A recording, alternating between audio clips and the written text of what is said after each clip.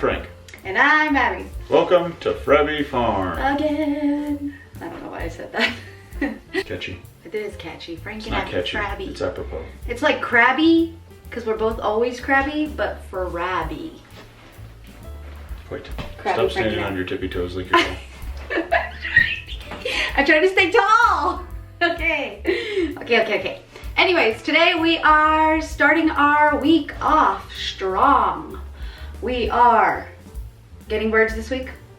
You can hear their little chirps in the background because we already picked them up. Right now we're just gonna go over what we have going on this week. So we have chickens that are egg layers. We have brooders that we need to set up that are outdoor brooders for our future chicks that are coming out and for these guys.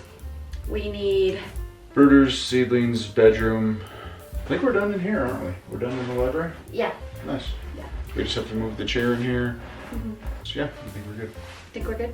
Not me looking at it to see what else I could do in here. Please stop. It's fine. Anyways, moving on. So to start off, we got chicks. We got them a couple days ago and we would have recorded it, but it got kind of chaotic. We ordered them and they were supposed to come in when? Each hatchery is different. We found a hatchery. The closest hatchery that I could find is in Kansas City, or near Kansas City. And every other time we've ordered from them in the past, they hatch on a Wednesday and they get here on Thursday. This time they hatched on Wednesday. Thursday, no chickens. Friday, no chickens. I called them on Friday. I was like, hey, I'm kind of worried. You know, they've always been here by now. And then they came the next day on Saturday morning. So we ran down to the post office. We were basically just sitting in the truck like ready to go whenever they gave us the call. And then we ran down to the post office, picked them up immediately. Yeah, we set up the brooder and everything and literally had it ready to go. Yeah, so we got them. They're safely inside. We can take you to go look at them and then we're gonna head out to buy fence pickets, but not for a fence. Lowe's sells cedar, they're basically cedar planks that are fence pickets. And they're 5/8 of an inch thick, and I'm basically going to be making some paneling out of them and make a box for the brooders and have an indoor and an outdoor section, but we'll probably be showing all that on camera. But that's the idea anyway. Yeah. Have an indoor and an outdoor section and kind of a door leading to the outside, and hopefully that'll be a good outdoor brooder for them. Yeah, normally people don't have to do all this, but we're in Colorado. Yesterday it was hailing, which turned into snow, which turned into sunny 50 degrees weather. Mm-hmm. So we're constantly having to fight the elements. And I scraped ice off my car this morning. So.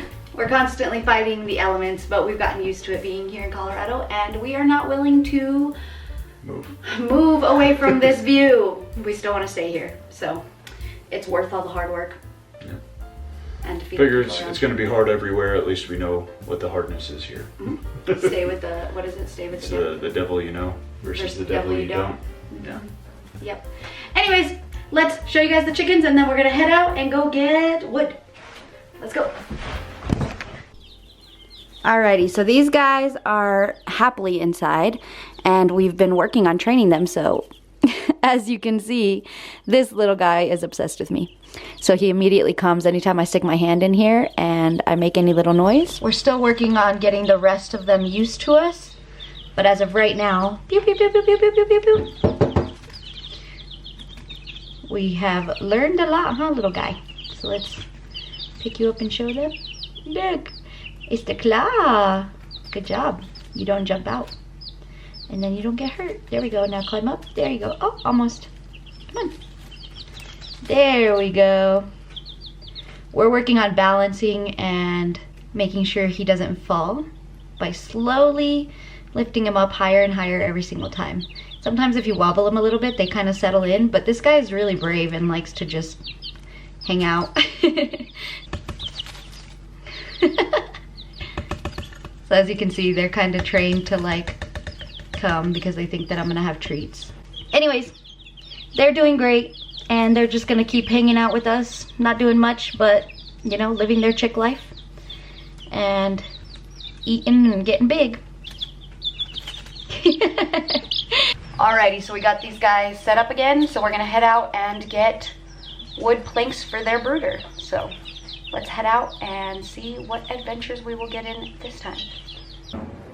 Hmm? If it's below freezing, we'll report.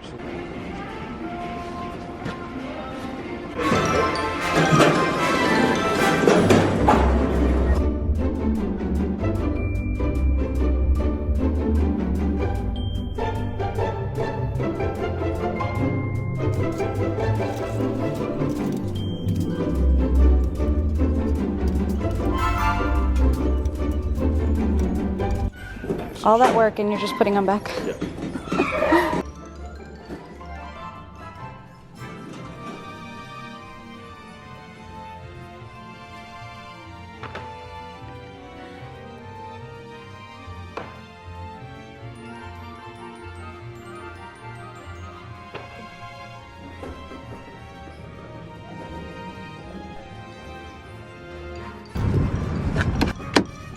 Alrighty, so we got these wood boards home now. They are home now. You want to show us what you're doing now?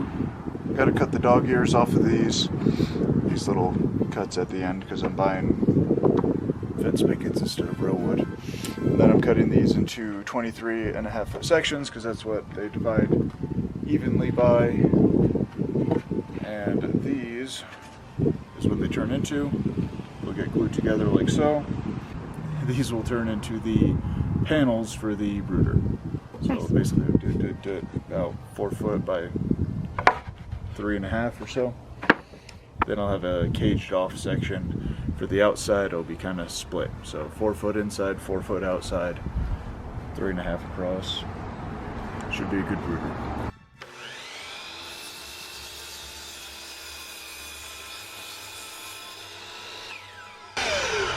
Also, for everybody that's been watching, I don't know if we ever showed them the table that you made. It's in there. Doesn't have legs on it yet because I still got to trim the bottom side. This is the first sunny day we've had literally all winter.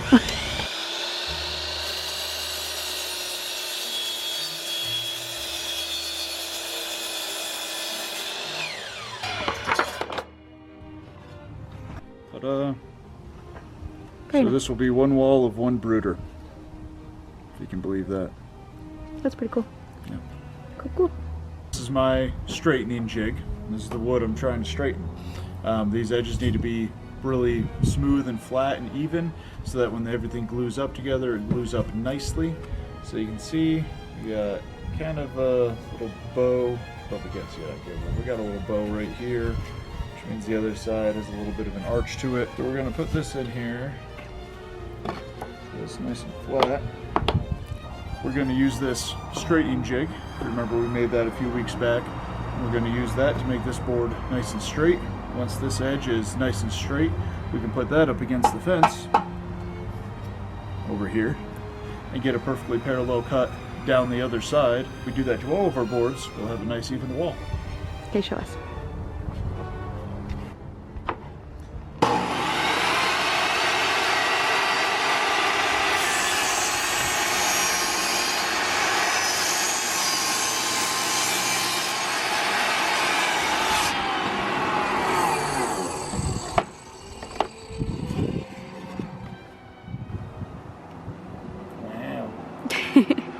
Now, to do it 20 more times. Ooh, ta-da! So these are the ones I've done already. As you can see, beautiful. Beautiful. All nice, all very straight, all fresh edges. So they should mesh together pretty seamlessly. Perfectly. Pretty happy with that. Wow. I'll show you. This is the next step. We got our straight edges on. Ta-da! And these are not the straight edges on this side. Oh, straight edges just are all on kidding. this side. Oh, just kidding. Hold on. JK, LOL. I want to die. Okay. Ta-da! Yep, so these are all of our nice straight edges. So now since we have a straight edge, we're going to take this, put it up against the ripping fence, and trim off this other nasty side. So that way we have nice, because these are both straight edges, right? We have nice straight edges on both sides. We get nice even blend. Whereas if we try to do that, you get a little wobble in it. So we don't want that. Let's get to ripping.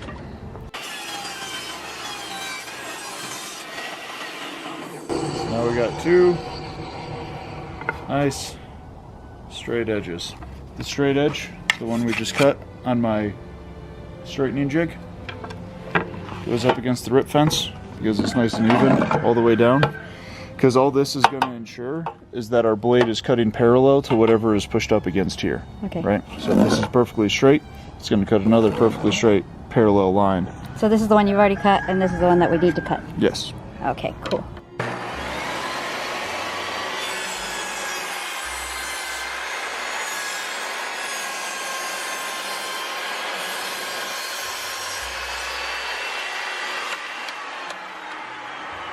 Cool. Thank you for that tour. Alrighty, so while Frank is working outside, I'm gonna ask him to help me bring this bench in here so that I can reupholster it and work on that. So let's get his help and then I'll show you guys what I'm working on inside. Perfect. We need tools and a stapler. Like little scenes of a picnic farm. I don't really know what, but I think that's the exact middle right there, so it would be there to there. Now, I already took this off earlier. I have no patience at all. So I'd already taken this off. So I'll clip in some clips of me taking it apart and show you guys. But since we have this off completely, it should just pop up like so. All I have to do is take off my old fabric. Since I will be doing this for the foreseeable future because I thought there was like 6, maybe 12 staples on here, but it literally is a staple every inch. So we're gonna be here for a while. I got this corner done. I'm now on this end. And I figured I would take it as an opportunity to actually have my first heart-to-heart with you guys. I don't think I've ever done this on YouTube. If you've just joined recently and you have no idea what's happening, then I totally get it. But thank you for following. We've had several followers join us that I've never seen before, and some friends that transferred over from social media. So I'm very grateful for that. While I'm doing this, I figured I would just chat with you guys for a little bit and update you on everything that's been going on. Yeah, I am currently working on this bench that goes at the end of our bed, but we are working on this and I'm reupholstering it because if you've been here long enough, you know I am bougie on a budget and I'm not about to just go buy stuff brand new for my bedroom when I can just upscale something that's already been pre-loved and a little bit of work. It looks brand new to me. For anyone wondering why in the world we decided to flip our entire house upside down and put it back together, and we've been doing it since the beginning of the year, honestly, I don't know. I'm just kidding. Pretty much, Frank's been really excited about trying to farm together because he wants to be a dad. And a part of his dream is that he could stick around his family during the day. So he wanted a job that he could take his family with him to constantly be with his kids. So we have waited 11 years for kids and we still don't have one. And the anticipation of waiting patiently has been kind of fun, a little bit stressful, but at the end of the day, it has made us appreciate each other. So we figured once we actually have a kid, like I said, we'll be parents at some point, and whether that be, whoa, almost hurt myself, whether that be through natural conception or adoption, either way we'll be parents. And then by the time we get kids around here, we have set up a foundation for a lifestyle where we can be very involved with them and enjoy our kids. So it is one of those things where we understand that we will be older and that we're not gonna have the luxury of spending more years with them. Like as of right now, had we had kids when we were in our 20s, we would have had, 12 years of hanging out with them, but we didn't get that opportunity. So here we are, building our dream life, which just so happens to tie perfectly with Frank's dream of farming. So he likes to say that he wants every day, oh, there's a random screw in here. He wants every day to be take your kids to work day. So he's definitely on that road to pursuing his dreams. But if you're around here and you know anything about farming, you know anything about ranching, you understand that it is a lot of work, a lot of investment, and starting from ground zero makes it a little harder. So we are pursuing our farm dreams in a creative way so that we can actually be full-time farmers. So we are doing the exact opposite of what everybody else is doing. Everybody else leaves corporate America to pursue their dreams. We are jumping, well, not me, Frank is jumping into corporate America so that he can fund our dreams and actually be able to run a successful business. So this has become a much bigger dream than we were both expecting, but so far it seems like something we really love doing. So our farm dream and our dream of becoming parents has kind of collided into each other, and we did not expect that to happen. So when we first started dreaming up the farm, Frank started buying and purchasing everything we needed, and we started building it, and we didn't think anything of it. So when we started ordering food for the animals and all of our stuff for last year, I did not realize that he had already chosen the very specific type of feed that we are feeding our animals, which is just corn-free, soy-free, and then we're trying to either stick with organic or at least locally sourced food that is being grown here with like no pesticides. So we're kind of picky with what we're doing, and we did it just because we were trying to take care of the animals. The farm journey and the infertility journey have collided into each other because I did not realize that when Frank was choosing the specific feed we were going to use on the animals and the way we were going to raise our animals, I had no idea that a year before when he was planning this, it would have lined up perfectly with what I needed to do to heal. So if you don't know what endometriosis is, the easiest way to explain it is it's a hormonal imbalance in your body, and pretty much your body starts, wow.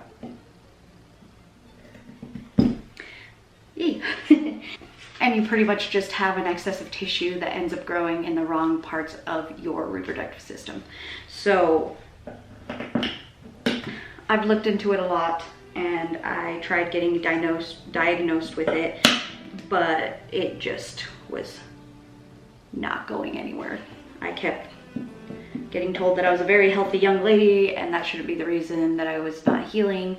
So I kind of gave up on that effort, and I'm still searching for a doctor in the area that's willing to actually listen and look into my hormonal health, but I still have not found one.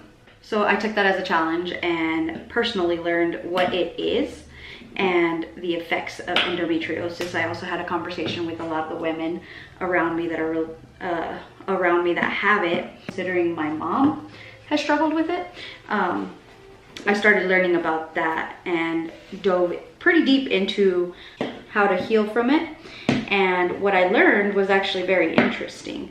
They pretty much recommend your diet change. There's a couple surgeries you can do that will try to take some of that tissue out of the parts of your reproductive system that they were grown on. But it's kind of it's a little bit of an invasive surgery. So I just kept diving deep and learning what it was. What I did learn that was a common denominator was that if you do get diagnosed with that, one of the main ways you can fix it is diet. I am in no way a expert when it comes to like a medical expert or anything like that, and I'm sure everybody has an opinion and a half of what I should do in my specific case, and I'm pretty sure you have way more knowledge than I do, so I'm sure you would be correct in suggesting those things.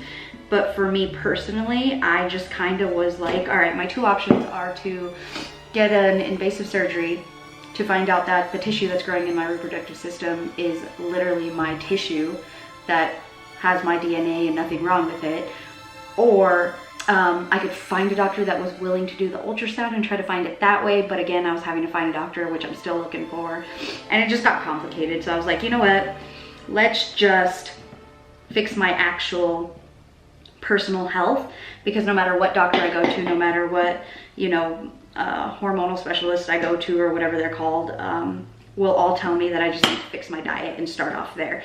So I was like, well, let's skip the first step and just have them diagnose me with, or skip that first step and literally just fix my diet. So I started researching how you can heal, not get rid of, but you can heal from some of the effects of endometriosis, and you just have to have a very strict diet. Now, what I mean by strict diet has nothing to do with the fact that I have to count calories or anything like that. It actually has to do with what I am eating. So, hence farming and infertility colliding, because one of the big things they told me to cut was red meat, soy, dairy, and wheat. And those were the 4 things that they highly suggested anybody that had been diagnosed with endometriosis to avoid those 4 things. Like I said, our farming and infertility journey collided because my husband started a chicken farm. And on top of that, he started a chicken farm where we were feeding the chickens corn-free, soy-free diets. So I literally have the unlimited access to chicken whenever I want to eat it. So Frank and I had the conversation, and he wants to have a child with me or adopt a child that is not from either one of us, and we both think that we would be really good parents either way.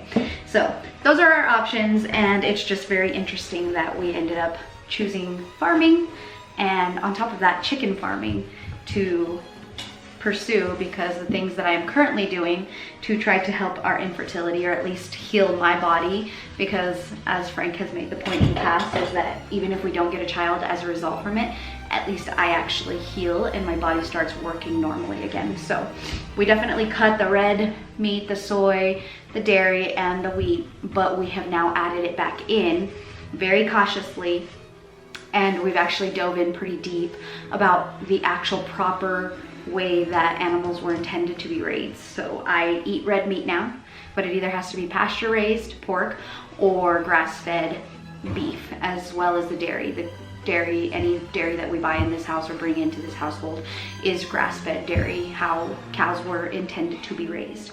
So yeah, there's that. And then wheat, we try to find as clean wheat as we can with no what is it called? Enrichment. Wheat without enrichment. And nice and thiamine, riboflavin, all that good stuff. Yeah, we try to avoid all those. And we also... largely unnecessary in modern diets. Yeah, and we also made sure to just cut soy completely. Nice. Look how good that looks compared to the other one. That does look really good. I can move this back so they can see what you're doing too. We'll go right here.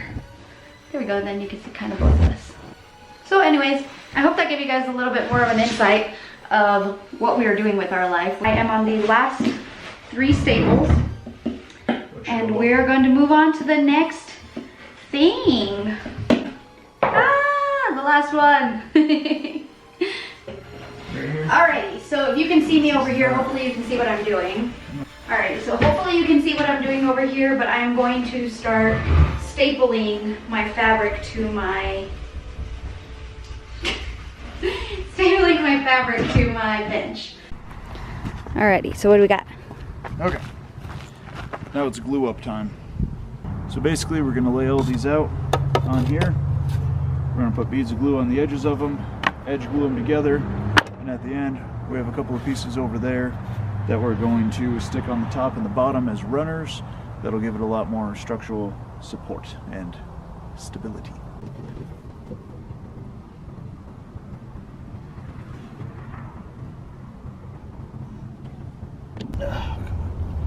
Don't record me. I'm falling apart. Okay. First one's a disaster. Okay. So, slide in. Bam. And then you just got to do that 10 more times. 10 more times. Times 2, so 20 more times? Yep. Solid. Right. So, now everything has been glued up. So we're going to get all these clamps off and have a big reveal, moment of truth.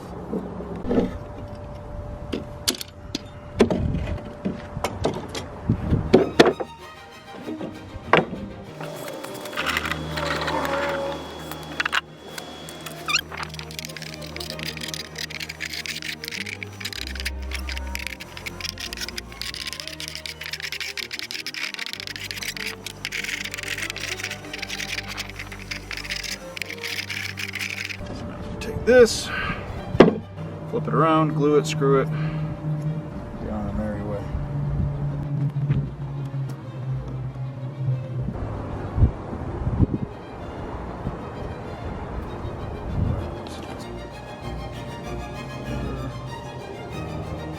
And right there, 3/16 on both sides.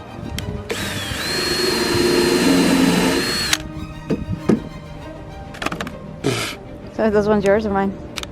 Mine. Mine are indoor ones. Yours are outdoor ones. There you go.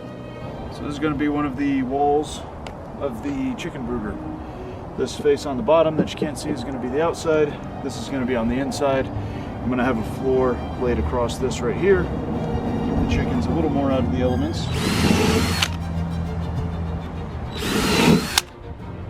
We should have a nice little outdoor brooder for our chickens. And then I'm sure all the mean Instagram comments about us not being real farmers will stop. And again, over there. On this one. Yep.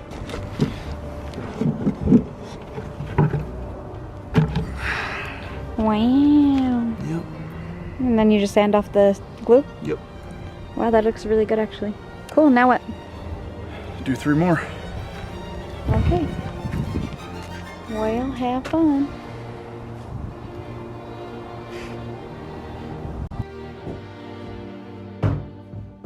It was easier to take it off this way. It might actually be easier to put it back on to flip it over.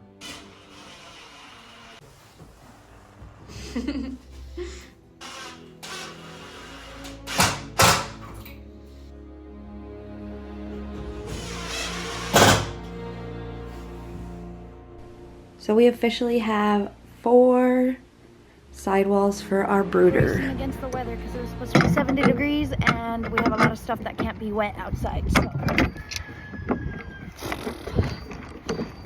getting that taken care of is great. It's snowing now. Unfortunately, like we had mentioned earlier in the video, we have not had a lot of sunny days to work on projects, and there's a reason they're inside. It's because we had a snowstorm again. So for now, they'll stay inside so that they don't warp and get destroyed. And then hopefully next week we have a sunny day where we can work on these outside. But they're looking good. We have all 4 of them done, and they are ready to be assembled into a box and make our chick brooders for outside. Realized I never told you guys why we were doing the Great Clutter Clear Out, and that was literally just because our life has been so chaotic around here with just adding in all kinds of different projects and different things that we need for the farm, that you guys saw the library and how crazy it was in here and piled up like we were hoarders. So that was just cluttering our house, and not only that, it was making us like stress out because of how many opportunities we were missing to work because of how busy our house kept us. Anytime we needed something or anytime we wanted to work on any of our projects, the house was just in shambles. So we organized our house and made sure that it was good to go and clean and ready for us to work on any project we wanted to pick up. And not be so stressful to just be in our own house.